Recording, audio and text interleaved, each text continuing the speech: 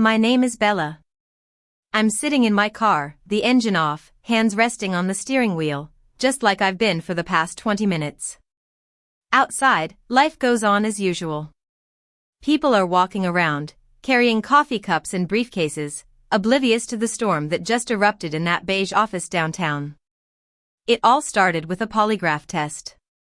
My ex-fiancé, Ethan, a 32-year-old rising star in the advertising industry, thought it would be a great idea to prove our loyalty before marriage. Ethan comes from a wealthy family. His father is a strict businessman who values reputation above all else, and his mother is a socialite who thrives on the spotlight. They've always put a lot of pressure on Ethan to succeed and maintain a perfect image. We'd been together for 3 years, and I thought we were just a few days away from getting married. Ethan was the kind of guy who was always in the public eye. He was charming, good-looking, and knew how to make a splash on social media. Our first vacation, anniversary dinners, and even our arguments were all turned into public spectacles, carefully presented as growth moments. When he proposed 8 months ago, the engagement post got over 2,500 likes in less than a day.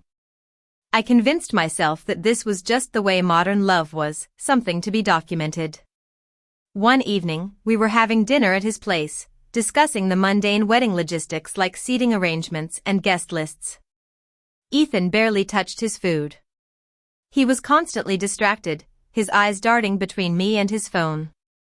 Then he put the phone down and casually said, "Bella, I've been thinking about something.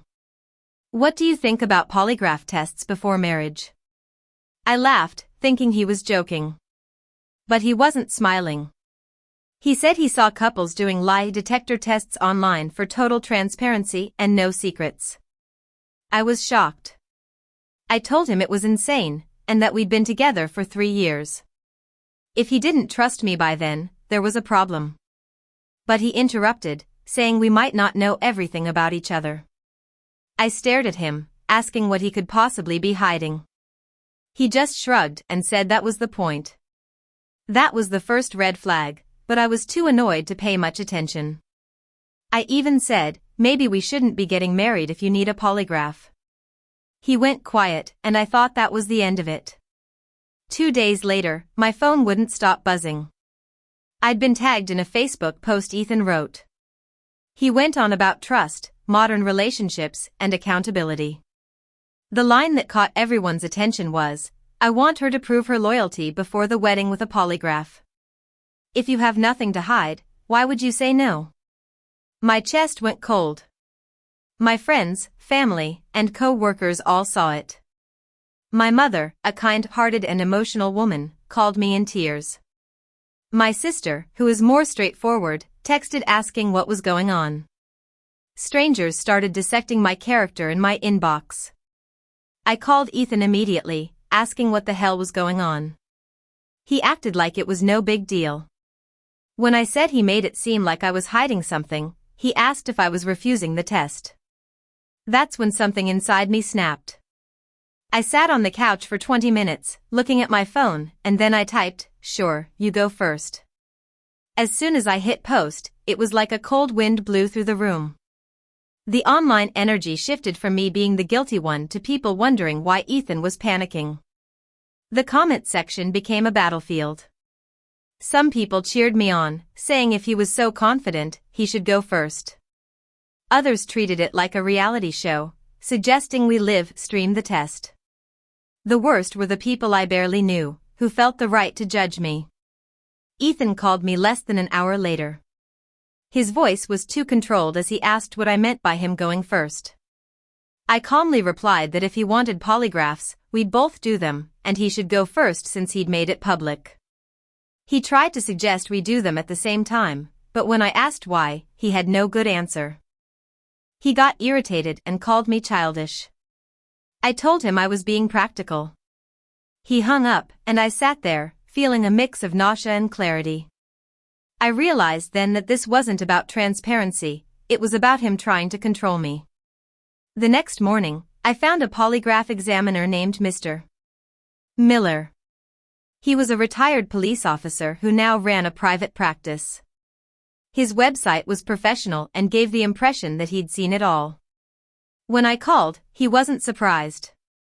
I told him I needed 2 tests for me and my boyfriend. When he asked how soon, I said Saturday without hesitation. I wanted Ethan to feel the pressure building. I scheduled his test for 10 a.m. And mine for 11 a.m. I then went back to Ethan's post and commented that the appointment was scheduled and his was first. The internet went wild again. Ethan's sister, Lily, commented within 10 minutes, saying it was toxic and we needed therapy. She was right, but she didn't understand that therapy couldn't undo the damage Ethan had already done to my reputation online. That evening, Ethan called again. His voice was unsteady, and I could sense fear. He asked if I was really going to make him do it. I reminded him that he'd asked for it in front of hundreds of people. He tried to downplay it as just a post, but I corrected him. He finally said he'd do it, but that it would make me look paranoid. I told him I'd take that risk. Saturday came too fast. Mr. Miller's office was in a small building downtown. The waiting room was beige, with motivational posters that looked like they were from the early 2000s. I arrived early because I was afraid I'd run away if I gave myself time. At 9:45, I sat in one of the chairs, hands folded in my lap, staring at the closed door. My phone kept buzzing with notifications. At 10:15, Ethan walked in. He was 15 minutes late and looked a mess. His hair was unkempt, his shirt was wrinkled, and he looked like he hadn't slept. When he saw me, he forced a smile and said I didn't have to come. I told him I was waiting for my turn after his. For a second, I saw a look of pleading on his face. Mr. Miller stepped out a moment later. He was in his mid-50s, calm and solid. He introduced himself and explained the process. I handed him the list of questions we'd agreed on. When Ethan glanced at it, his expression tightened. The questions were simple. Have you been physically intimate with anyone else during our relationship? Have you been emotionally involved with anyone else during our relationship? Are you currently in contact with any exes without my knowledge? Have you hidden any financial information from me? Is there anything else about your past or present you haven't told me? Ethan's eyes lingered on the question about contact with exes and then he looked away. Mr. Miller asked if he wanted to modify anything, and Ethan said no. He walked into the examination room, and the door closed behind him. I was left alone in the waiting room, feeling a mix of vindication and sickness. I kept thinking about the worst-case scenario. What if he posted the polygraph demand not to test me but to blow up our relationship before the wedding? An hour passed, then another. I couldn't focus on my phone. All I could think about was that closed door. Finally, at 12:07, the door opened. Ethan stepped out first. He was pale, his eyes were wet, and he wouldn't look at me. Mr. Miller followed, holding a folder. He gently said, Bella, we need to talk. My heart dropped. We went into his office. Ethan sat in the chair farthest from me, crossing his arms. Mr. Miller said Ethan had shown deceptive physiological responses to multiple relevant questions, questions 2, 3, and 5. I felt sick to my stomach. I turned to Ethan and asked what it meant. He didn't answer at first. Then he finally said he'd been talking to his ex-girlfriend, Ava, since last summer. He said it started innocently, just catching up on Instagram, then it turned into texting and calls. He swore they never met up physically. I was in shock. I told him he'd been emotionally involved with his ex for almost a year while we were planning a wedding, and he'd chosen to accuse me of hiding things online. He said he didn't know how to tell me and panicked every time he thought about it. I was furious. I told him he'd used me, my reputation, and my dignity to deal with his guilt. He tried to say it wasn't cheating because it wasn't physical. I laughed and explained that emotional affairs are about choice, and he'd chosen Ava when things got real with me. He broke down, saying he loved me and wanted to marry me. But I told him he kept running back to the past while claiming to want the future. He then challenged me, asking about my test. I decided to take it right away. Mr. Miller hooked me up to the polygraph. When he asked the last question, "Is there anything else about your past or present that you haven't told him?" I hesitated for a second. I'd had a minor shoplifting incident when I was 22, something I'd never told Ethan. I answered no. After the test, Mr. Miller said I showed deception on that question. I told him about the shoplifting incident. He said it was a minor deception not related to our current relationship and that it could be noted as clarified. He asked if Ethan needed to know, and I said it was up to me. When I left the office, Ethan was gone. No text, no call. The silence spoke volumes. On the drive home, my phone kept buzzing with messages, but I didn't answer any of them. I was tired of the whole situation. When I got home, my apartment felt foreign. I kicked off my shoes and sat on the couch, staring at the blank TV screen. The anger finally hit me. Ethan had not only lied but had also used me to cover up his own betrayal. The next morning, I saw that Ethan had edited his post, removing my tag and turning off comments. But the damage was done. Screenshots were already everywhere. 2 days later, he texted asking if we could talk. Against my better judgment, I said yes. He came over, looking smaller and less polished. He said he'd ended things with Ava and blocked her.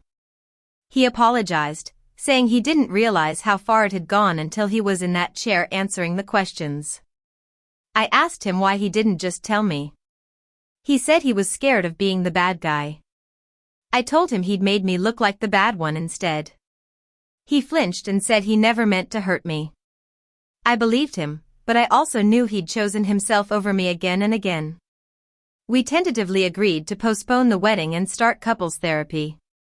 Our therapist, Dr. Thompson, was calm and experienced. In the first session, she asked Ethan why he'd pursued an emotional relationship with his ex while planning a wedding. He said it just happened. She pointed out that most betrayals involve choices. Ethan admitted that as the wedding got closer, he felt trapped. Ava represented a version of himself before commitments and expectations. Dr. Thompson then asked me about my role.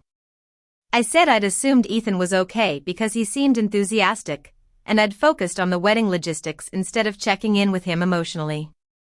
Despite the insights and apologies, trust was broken. I'd still get nervous when I saw Ethan texting, even after he showed me he'd blocked Ava. The memory of that Facebook post and the public humiliation haunted me. In early November, we went to a diner near his place. He talked about rescheduling the wedding for spring, a smaller and quieter event. But I felt nothing. I realized then that I couldn't go through with it. I told him I didn't think I could marry him, and he was heartbroken. He asked if I was giving up, and I said I was accepting that some things couldn't go back to the way they were. 4 months have passed since then. Ethan moved to another part of the city. I heard through mutual friends that he's seeing someone new. I hope it works out for him. The polygraph incident has become a story in our social circle. People still bring it up, but I just smile and change the subject. What they don't see is the pain and the nights I spent replaying the events in my head. I sold the engagement ring and used the money to take a solo trip to the mountains. It helped me clear my head. I'm single again, but I'm at peace. I know that loyalty can't be measured by a machine. It's built through honesty and choosing your partner when it's hard. I'm ready to find someone who understands that.